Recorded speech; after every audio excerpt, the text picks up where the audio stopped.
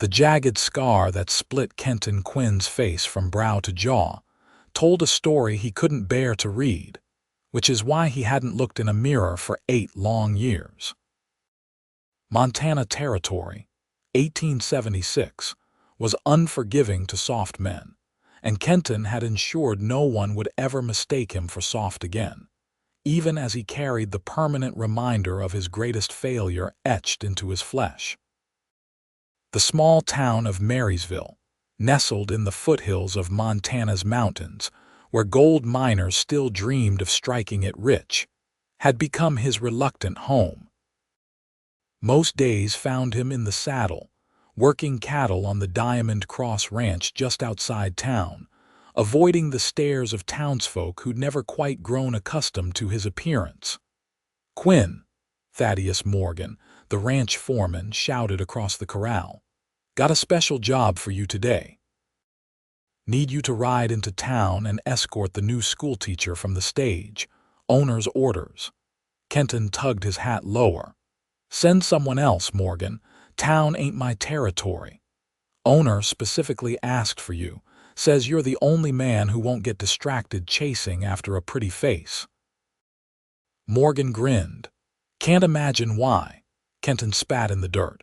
"When's the stage due?" "Noon. Best get moving." Kenton mounted his roan gelding and set out, the cool autumn air biting at his exposed skin.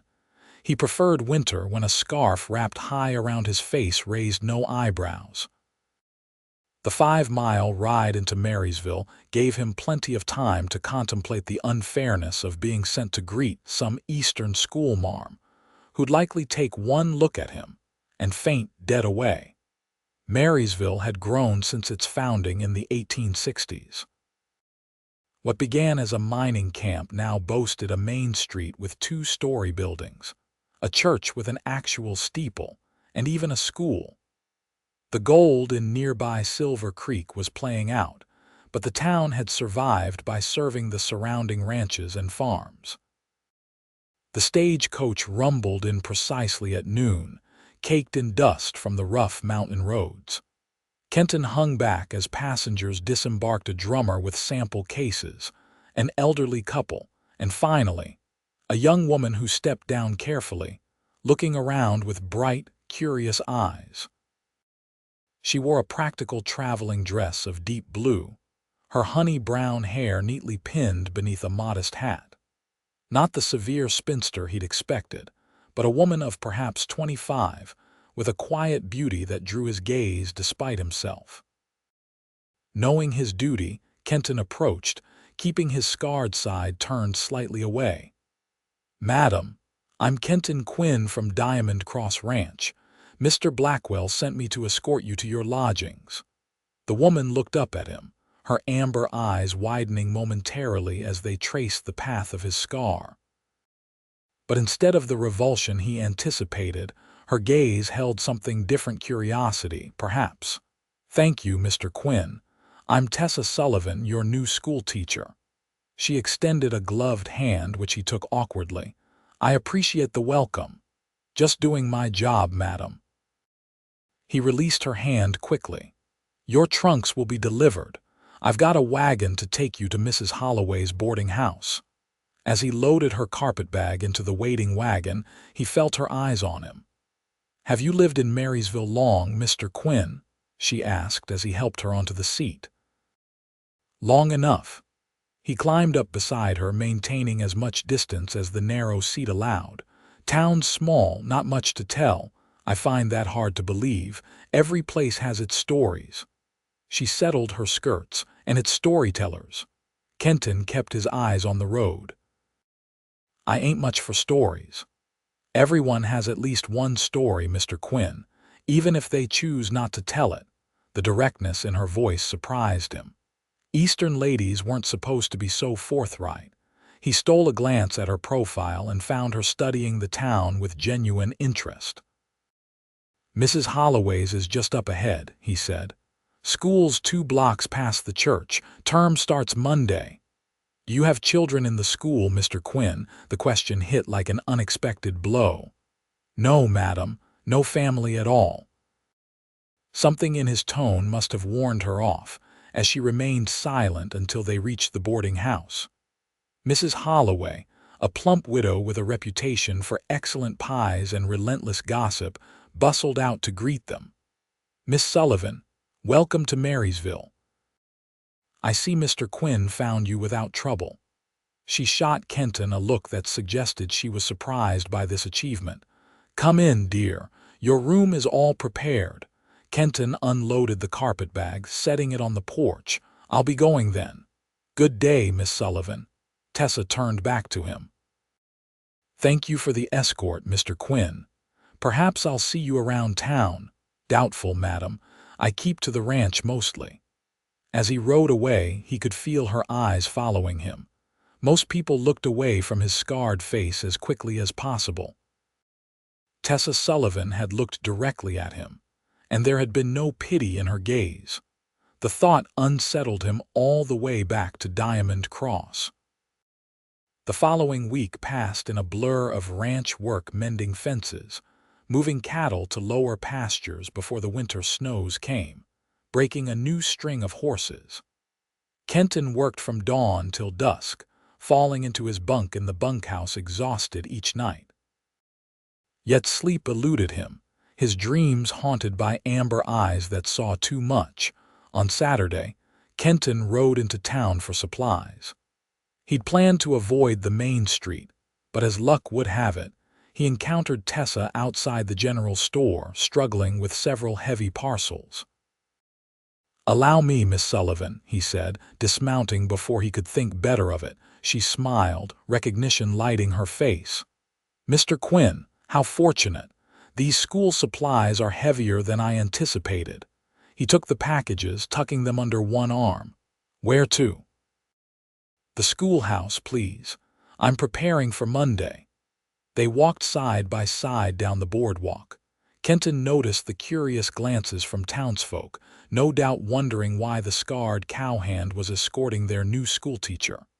"How are you finding Marysville?" he asked, surprising himself with the question. "Quite charming, actually. The children I've met seem eager to learn, though some of the older boys may present a challenge." She smiled up at him. "Mrs. Holloway has been most informative about local customs and personalities." Kenton winced. "I imagine I featured in those conversations." Tessa's pause told him everything. "People talk, Mr. Quinn. It's what they do in small towns." "And what did they say about me?" He shouldn't ask, shouldn't care, but found himself wanting to know what stories had reached her ears. "That you're the best horseman in the territory. That you keep to yourself. That your face was scarred in some terrible incident years ago, the details of which vary wildly depending on who's telling the tale." Kenton grunted. "Town's got a vivid imagination." "Is the truth so terrible that you can't correct them?" They reached the schoolhouse, a simple one-room building with rows of desks facing a larger teacher's desk and blackboard. Kenton set the packages down, desperate to escape her penetrating questions. "Truth or lies, it doesn't matter much to me what folks believe." He headed for the door. "Good day, Miss Sullivan." "Mr. Quinn," she called after him. "The children are putting on a harvest pageant next Friday evening. The whole town is invited." He paused at the door. "I don't do social gatherings, madam." "That's a shame. I was hoping you might attend." Her voice held no artifice, just a simple invitation. "Why would you want that?" She approached him, stopping a respectful distance away. "Because you're the first person I met in Marysville, and I'd like to think we could be friends." "You don't want to be friends with me, Miss Sullivan." He touched the brim of his hat. "Good luck with your pageant." All week, Kenton tried to forget about the harvest pageant and Tessa Sullivan's invitation. He threw himself into work, volunteering for the most grueling tasks, pushing his body to exhaustion. But when Friday came, he found himself riding toward town as the sun began to set, drawn by a force he couldn't name. He left his horse at the livery stable and walked to the schoolhouse. now festooned with autumn leaves and paper decorations. Lanterns glowed from within, and the sounds of excited children and chattering adults spilled into the night. Kenton hesitated in the shadows, watching families file in. "Are you planning to lurk out here all evening, or will you come inside?" Kenton startled. Tessa stood a few feet away, a shawl wrapped around her shoulders against the evening chill. She'd styled her hair differently, with soft curls framing her face. "I wasn't sure I'd be welcome," he admitted. "Nonsense. Everyone is welcome." She held out her hand. "Come." "The children have worked very hard."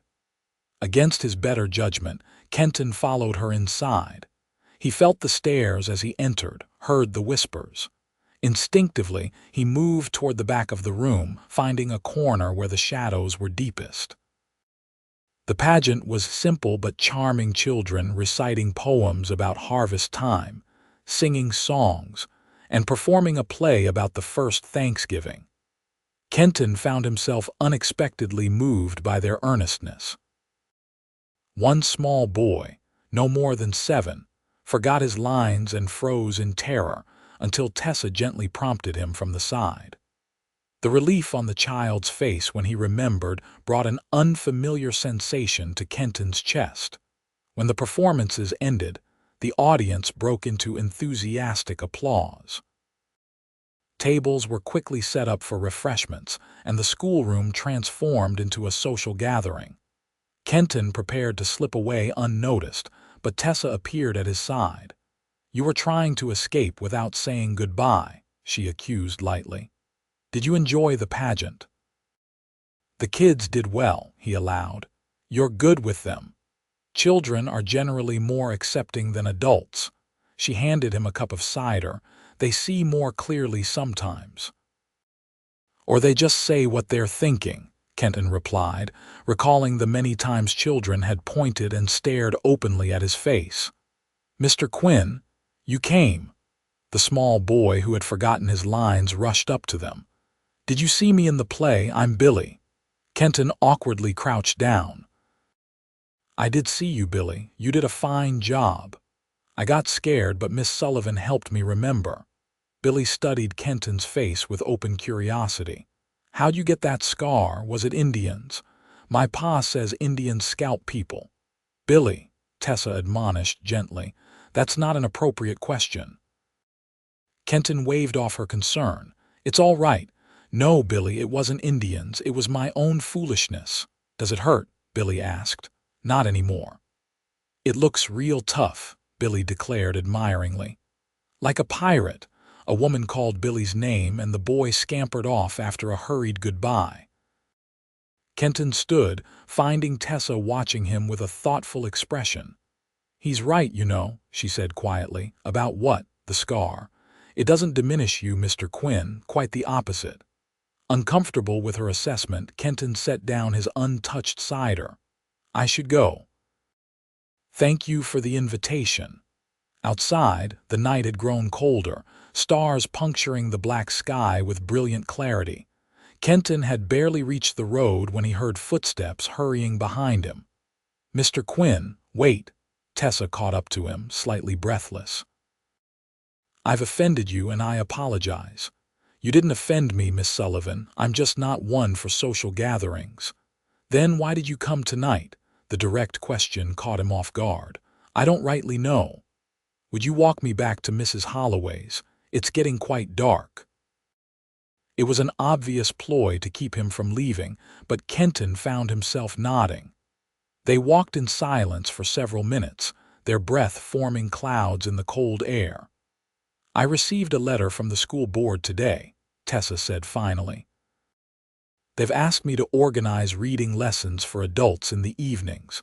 Apparently, there are several ranch hands and miners who never learned properly." "Sounds worthwhile," Kenton offered, unsure where the conversation was heading. "Would you help me?" "Not with the teaching," she added quickly, "but with spreading the word, encouraging men to attend. They might listen to you." Kenton laughed, a harsh sound. "Miss Sullivan, I'm the last person men would listen to about the virtues of education. I disagree. You command respect. Fear and respect ain't the same thing. They reached the boarding house, its windows glowing warmly. Tessa turned to face him fully, her expression serious in the lantern light. "Mr. Quinn, may I ask you something personal?" He tensed. "You can ask." "When was the last time you looked in a mirror?" The question struck like a physical blow. "What? Mrs. Holloway mentioned you avoid them, that you turned the one in the barber shop to the wall last time you got a haircut." Anger flashed through him. "Town needs to mind its own business." "I'm sorry, I shouldn't have asked." She stepped back, clearly sensing his discomfort. "Thank you for walking me home and for coming tonight. It meant a lot to the children, and to me." Kenton stood frozen as she disappeared inside the boarding house. No one in 8 years had dared to ask him about mirrors. He mounted his horse and rode hard back to the ranch, as if he could outrun her question, and the memories it dragged to the surface. That night, the nightmares returned worse than ever. Not just the usual ones of fire and screams, but new ones where Tessa Sullivan looked at him with those seeing eyes, asking questions he couldn't answer. The following weeks brought the first snow to Marysville, transforming the town into a pristine wonderland that concealed the mud and grit beneath. Kenton avoided town when possible, sending others for supplies. When forced to go in, he timed his visits to avoid school hours. But fate had other plans. 3 weeks after the harvest pageant, a blizzard swept through the territory with vicious intensity. The ranch hands huddled in the bunkhouse around the pot-bellied stove, playing cards and telling tall tales as the wind howled outside. "Never seen snow like this in November," old Pete Matthews commented, laying down a winning hand. "Gonna be a hard winter." The bunkhouse door burst open, admitting a swirl of snow and Thaddeus Morgan. "Quinn, boss needs you." Kenton set aside his cards. "What's happened?" Word just came in. "School teacher's missing." She left the Holloways this morning to check on the schoolhouse before the storm hit full force. Never came back. Morgan's face was grave. "Boss's daughter is in that school. He wants his best rider to go find the teacher." The other men exchanged glances. Riding out in this storm was a death sentence for most. "I'll go," Kenton said, already reaching for his heavy coat. He prepared quickly, donning layers of clothing, packing emergency supplies. His roan was the strongest horse in the stable, with good sense about treacherous ground. As he saddled up, Mr. Blackwell himself appeared. "Quinn, I wouldn't ask this of any other man," the rancher said gravely. "But that young woman's been good for this town, good for my little girl, if she's out in this." He didn't finish the sentence. "I'll find her, sir." Kenton mounted up, pulling his scarf high around his face. "God go with you," Blackwell said, a rare invocation from the hard-bitten rancher. The 5 miles to town were a white hell of driving snow and bitter wind. Kenton kept the roan moving steadily, following the road by instinct more than sight. His thoughts were consumed with Tessa, her warm eyes, her direct questions, her kind heart. The idea of her frozen in this merciless storm made his chest ache with a pain he hadn't allowed himself to feel in years. Marysville was eerily silent when he arrived. Every building shuddered against the storm. He went first to the boarding house, where Mrs. Holloway confirmed that Tessa had indeed set out for the schoolhouse hours earlier. "She was worried about some stray cats that have been sheltering under the schoolhouse," Mrs. Holloway explained tearfully. "Said she wanted to make sure they had food and some protection from the storm." "The schoolhouse is only 2 blocks away," Kenton said. "She should have made it easily." "Unless she got disoriented in the snow," Mrs. Holloway suggested. "It was already coming down hard when she left." Kenton headed back into the storm, leading his horse through the snow-choked streets to the schoolhouse. The building stood dark and empty, with no sign anyone had been there recently. The growing drifts showed no footprints. Fear clutched at his throat. If Tessa hadn't made it to the schoolhouse, she could be anywhere, already buried beneath the snow. He tied his horse to the schoolhouse porch and began methodically searching outward in expanding circles, calling her name into the howling wind. The storm grew worse, darkness falling early. Kenton knew he was risking his own life now, but the thought of abandoning the search was unbearable. He had lost too much already in his life. He would not lose her too. As he rounded the back of the church, he spotted a dark shape huddled against the building. Heart pounding, he rushed forward, brushing away snow to reveal Tessa, unconscious and half frozen. Tessa. He patted her face gently, relief flooding through him when she moaned softly. "Wake up! You need to wake up!" Her eyelids fluttered. "Kenton, I'm getting you somewhere warm." He gathered her into his arms, alarmed at how cold she felt. The church was locked tight, the parson likely sheltering at home. The schoolhouse was closer than the boarding house, and Kenton remembered seeing a wood stove inside. He carried her through the blinding snow to his horse, somehow managing to mount while holding her against his chest.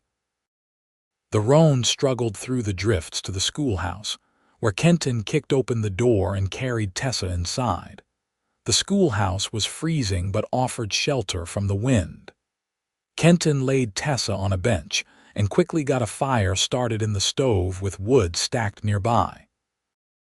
As warmth slowly filled the room, he turned his attention back to Tessa, whose lips had taken on a bluish tinge. "Your clothes are soaked through," he said, concern overriding propriety. "You need to get warm." "It's so cold," she murmured, her teeth chattering violently. Kenton searched the room, finding a cupboard with blankets likely kept for emergencies. He pulled them out, then hesitated. "Miss Sullivan, Tessa, I need to remove your wet things. You'll die of exposure otherwise." She nodded weakly, beyond embarrassment. With gentle efficiency, Kenton removed her snow-soaked outer garments, wrapping her in blankets as he went.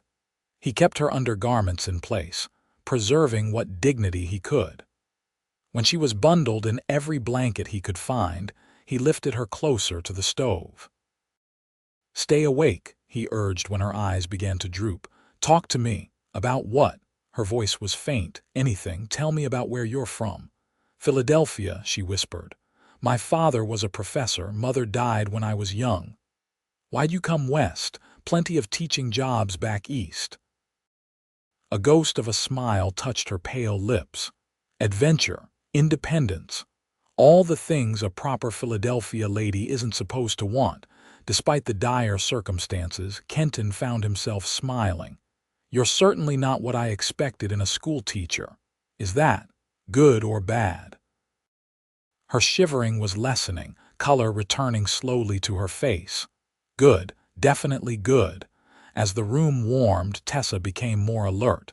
She studied his face in the golden light of the stove. "You came for me in this storm. Couldn't very well leave you out there. Thank you." Her hand emerged from the blankets to touch his arm. "What happened, Kenton? What happened to give you that scar?" Perhaps it was the intimacy of their situation, or the near miss of losing her, but Kenton found the walls he'd built around his past crumbling. "I had a family once," he said, his voice rough. "A wife, Emily, a son, James. We had a small spread outside of Laramie. 8 years ago, I rode into town for supplies. Stayed too long at the saloon playing cards." He stared into the fire. "While I was gone, 3 men came to our farm. Deserters from the war turned outlaws." Tessa's hand tightened on his arm, but she remained silent. His voice broke. "They hurt Emily, killed her and James, burned the house. When I finally got home, it was all gone. I went after them, caught up 3 days later. In the fight, one of them laid my face open with a knife before I killed him. And the others, dead too." The memory still brought no satisfaction. I buried my family in the ashes of our home and rode away, never looked back. And never looked in a mirror again, Tessa said softly. Kenton nodded. Every time I caught a glimpse of my reflection, all I could see was my failure, the man who wasn't there when his family needed him. Oh, Kenton, her eyes shimmered with tears.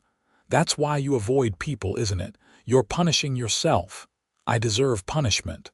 No. Her voice strengthened. You deserve forgiveness, most of all from yourself. The blizzard raged through the night. They talked for hours, Tessa gradually regaining her strength. She told him about her life in Philadelphia, her dreams of making a difference through education. He found himself sharing stories he'd told no one, memories of James learning to walk, Emily's laugh, the simple joy of their life before tragedy. As dawn approached, the storm finally began to abate. Tessa's clothes had dried near the stove, and she dressed behind a screen normally used for school presentations. Kenton kept his back turned, tending the fire, acutely aware of her presence. Your horse will need feeding, she said, emerging fully dressed though still wrapped in a blanket. There's grain in the shed out back for the children's riding lessons. While Kenton saw to his horse, Tessa found tea in her desk and boiled water on the stove. They sat together, sipping the hot brew as sunlight began to filter through the snow-covered windows. People will be looking for us soon, Kenton said. We should prepare to leave. Must we? Tessa asked. Go back to how things were before, I mean. You avoiding town, me pretending I don't watch for you every day, her candor startled him. You watch for me. From the first day, she admitted. There's something about you, Kenton Quinn, something that drew me from the moment we met. I'm broken, Tessa, damaged goods. We're all damaged in some way. She set down her teacup. Do you know what I see when I look at you? Not just the scar, but the strength it took to survive. The capacity for kindness you try to hide. The man who risked his life to save mine in a blizzard. Kenton looked away. You're seeing what you want to see. No.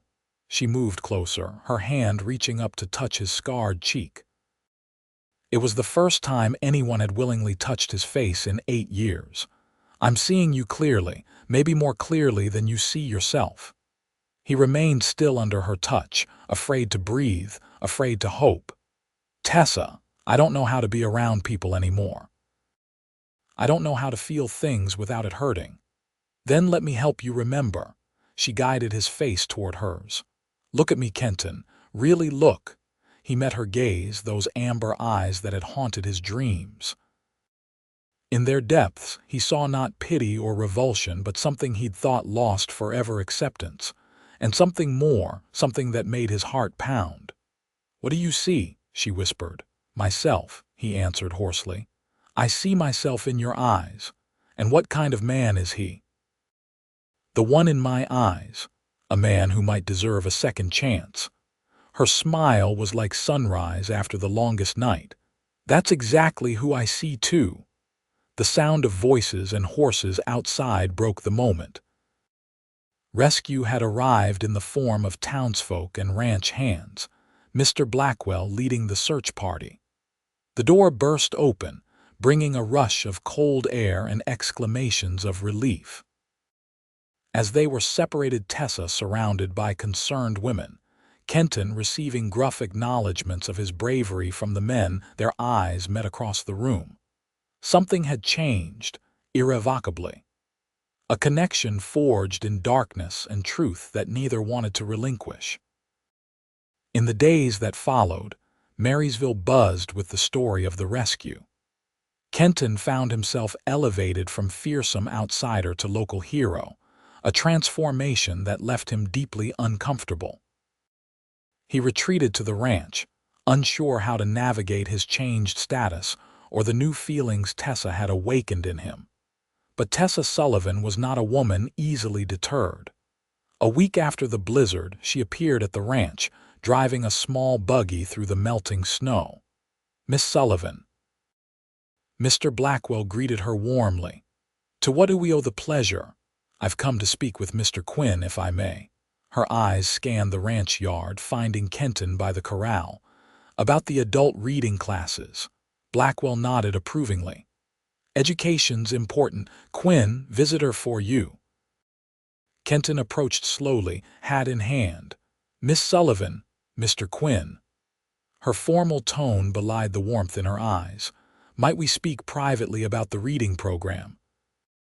They walked toward a stand of bare cottonwoods beyond the barn, out of earshot but still in sight of the ranch propriety maintained for appearances. Reading classes? Kenton asked when they stopped. A convenient excuse, she admitted, though the offer still stands if you're interested. You shouldn't have come out here, Tessa. People will talk. Let them. She faced him squarely. I've been thinking about what happened between us during the storm, what we shared. It was an extreme situation. Don't. She cut him off. Don't diminish it. What happened between us was real. The connection we formed was real. Kenton looked away toward the distant mountains. What do you want from me, Tessa? A chance. She stepped closer. A chance to see if what began that night could grow into something more. I'm not asking for promises or declarations, just don't run away. I'm no good for you, he said, though the words felt hollow even to his own ears. You deserve better than a scarred cowboy with more past than future. Shouldn't I be the judge of what I deserve? She touched his arm. Come to dinner at Mrs. Holloway's tomorrow, 7 o'clock. We'll talk. Nothing more. Before he could answer, she rose on tiptoes and pressed a quick kiss to his cheek, the scarred one, then walked back toward her buggy, leaving him stunned and conflicted. That evening, Kenton found himself in the ranch's washroom after the other hands had finished. A small, cloudy mirror hung on the wall, turned to face the rough boards as it had been since Kenton's arrival years ago. With trembling hands, he turned it outward. For the first time in 8 years, Kenton Quinn looked at his own reflection. The scar was as bad as he remembered, a jagged line that had healed poorly, pulling at his right eye and twisting the corner of his mouth. But as he forced himself to keep looking, he began to see other things too, the strength Tessa had mentioned, the eyes that had seen too much sorrow but remained capable of seeing beauty. He saw a man who might, possibly, deserve love again. The following evening found Kenton standing on Mrs. Holloway's porch, freshly shaved around the scar, wearing his one good shirt and clutching a small bouquet of late wildflowers he'd found sheltered in a southern-facing gully. Mrs. Holloway's eyebrows nearly reached her hairline when she opened the door, but to her credit, she recovered quickly. Mr. Quinn, right on time. Please come in. Tessa is in the parlor. The boarding house smelled of roast beef and apple pie. Kenton removed his hat, suddenly acutely aware of every eye upon him as he passed the dining room where other boarders sat eating. But when he entered the small parlor and saw Tessa waiting, her face lighting up at the sight of him, the others ceased to matter. You came, she said, her voice betraying her uncertainty. Said I would. He held out the flowers awkwardly. These ain't much. Ground's mostly frozen. They're perfect. She took them, her fingers brushing his. Thank you for coming, Kenton. Dinner was a surprisingly pleasant affair. Mrs. Holloway served them in the parlor, allowing privacy while maintaining propriety by leaving the door open. The food was excellent, and Kenton found conversation flowing more easily than expected. They spoke of books Tessa loved, of the ranch's preparations for winter, of her plans for the school. I've been thinking about what you said, Kenton admitted as they finished apple pie. About seeing myself differently. And, her eyes were hopeful, I looked in a mirror yesterday, first time in 8 years. Her hand reached across the table to cover his. That was brave. Didn't feel brave, felt terrified. He turned his hand to clasp hers. But I kept thinking about how you looked at me, and I wanted to try to see what you see. Did you? Not yet. but I'm starting to believe it might be possible." That dinner was the first of many. Through the winter months, Kenton began making regular trips to town. He attended Tessa's Christmas pageant, helped repair desks at the school, and eventually, at her gentle urging, joined the adult reading class not as a student, but as her assistant. The townsfolk gradually grew accustomed to seeing the scarred cowboy with their schoolteacher. Some disapproved, especially when the pair began taking Sunday afternoon walks together. But many, remembering Kenton's bravery during the blizzard, found themselves revising their opinions of the quiet man. For Kenton, the journey was harder. There were days when grief and guilt threatened to overwhelm him, when he questioned his right to find happiness again. On those days he would withdraw, riding far into the hills alone. But Tessa always waited patiently, never pushing, never judging. By spring, their courtship was official. Mr. Blackwell, impressed with Kenton's work and character, promoted him to assistant foreman. For the first time since losing his family, Kenton began to think about the future.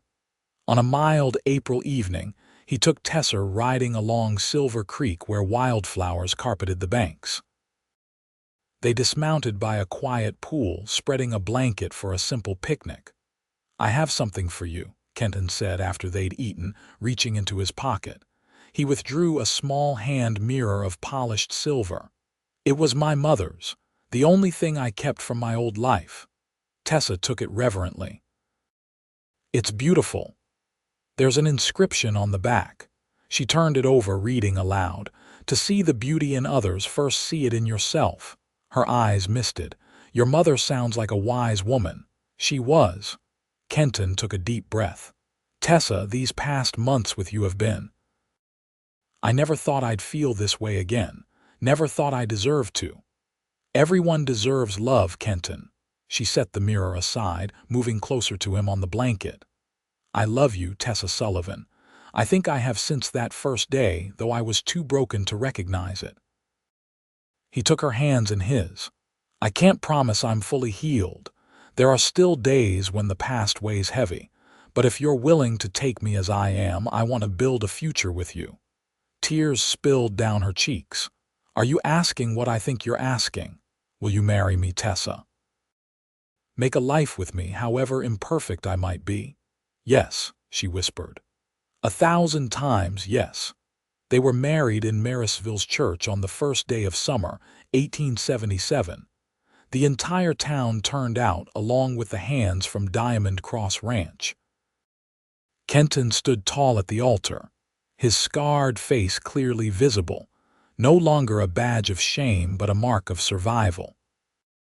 As Tessa walked toward him in a simple white dress, her eyes never leaving his, Kenton realized that he was seeing himself clearly for the first time in nearly a decade, not through a mirror's reflection, but through the loving eyes of the woman who had taught him to look again. Mr. Blackwell offered them a small cabin on the ranch property as a wedding gift. Over the summer, with help from the ranch hands, Kenton expanded it, adding a second bedroom for the future, as he put it with a shy smile. Tessa continued teaching, riding to town each day while Kenton worked the ranch. Their evenings were spent building their new life together, planting a garden, making furniture, reading aloud by lamplight. Kenton found himself laughing again, rediscovering parts of himself he thought lost forever. There were still difficult days, nights when he woke gasping from nightmares. But now Tessa was there, her steady presence an anchor in the storm. In late autumn, just before the first snowfall, Tessa shared news that left Kenton speechless with wonder. They were expecting a child in the spring. That night, he held her close, whispering prayers of gratitude into her hair as she slept. The following morning, he stood before the mirror they'd hung in their bedroom, studying his reflection. The scar remained, a permanent reminder of all he had lost. But now he could see beyond it to the man he had become, a husband, soon to be a father, a man capable of loving and being loved. "What do you see?" Tessa asked, coming to stand behind him, her arms encircling his waist. Kenton covered her hands with his own, meeting her eyes in the reflection. "Us," he said simply. "I see us." On a perfect May morning in 1878, their son was born, a healthy, robust boy with his mother's amber eyes and his father's determined chin. They named him Thomas James Quinn, honoring both Tessa's father and Kenton's first son. As Kenton held his newborn son in the early light of dawn, Tessa watching from her bed, he made a silent promise. This child would know his history, all of it, the tragedy and the redemption.